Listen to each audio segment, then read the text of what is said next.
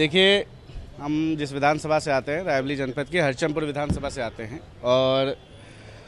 हमारे क्षेत्र में जिस तरह आज माहौल है, इतना गरमाया हुआ है कि आम जनता हो या प्रधान हो या कोटेदार हो या कोई जनमानस हो या प्रतिष्ठित व्यक्ति हो, खुलकर बोल नहीं सकता है, ना सोशल मीडिया पे अपनी बात लिख सकता है, ना कुछ ऐसा अगर कहना भी चाहे तो अपनी बात नहीं लिख सकता, और कहेगा भी तो उसके ऊपर मुकदमा लिखा दिया जाता है। उसमें सबसे ज़्यादा वोट चोरी हमारे क्षेत्र में सबसे अभी राष्ट्रीय अध्यक्ष जी ने अपने हैंडल से हमारी विधानसभा के लिए जिक्र करते हुए कहा कि 32,000 वोट, लगभग 32,000 वोट हमारी विधानसभा काटने की तैयारी, लेकिन जिसमें हमने कई फॉर्म पकड़े हैं और जल्द ही मैं उनका आपको बताऊंगा कि कौन कौन पकड़ा। लेकिन जिसमें जो जनता ने हमारी पकड़ा है, अगर उनका नाम सोशल मीडिया पर आ गया तो उनको कहीं ना कहीं उनको ज़बरदस्ती उनको मुकदमे लिखा के जेल में डाल दिया जाएगा। इसलिए उनको हमको बचाना भी है।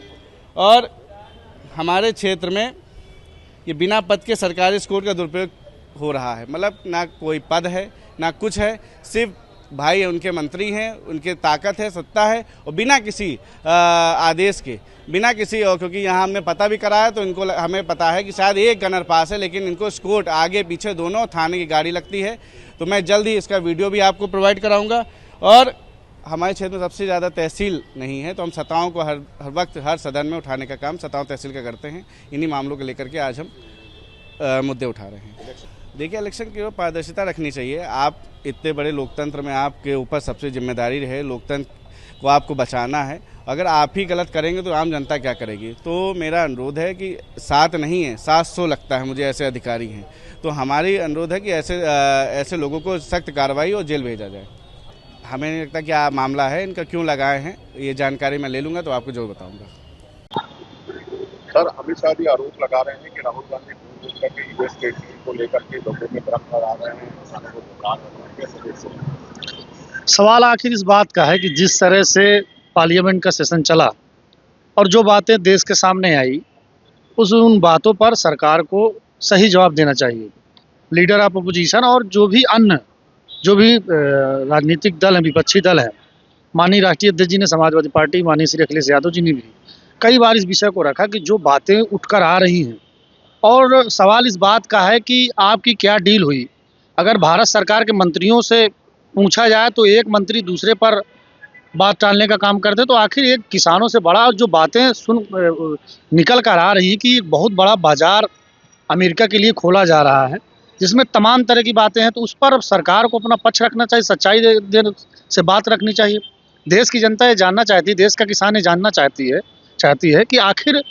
भारत और अमेरिका के बीच में क्या डील हुई है, उससे कितना किसानों को लाभ होगा कि नुकसान होगा, क्या क्या चीज़, तो वो तो खोलना चाहिए। उसमें कौन सी गलत बात, सरकार को उसका जवाब देना चाहिए और लीडर ऑफ अपोजिशन और विपक्षी दलों को सदन में बोलने देना चाहिए। आज आप विधानसभा आए हैं, बजट पर चर्चा होगी, क्या तैयारियां हैं, किन बातों को लेकर क्या बता दें? देखिए, लगातार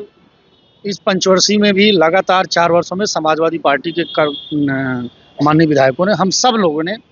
समय समय पर सरकार को विपक्ष होने के नाते जो भी प्रदेश की जन समस्या है उनसे सरकार को रूबरू कराने का काम किया है। सवाल इस बात का है कि मंशा आखिर क्या है सरकार की। सरकार हमारी बातों को किस रूप में देखती है,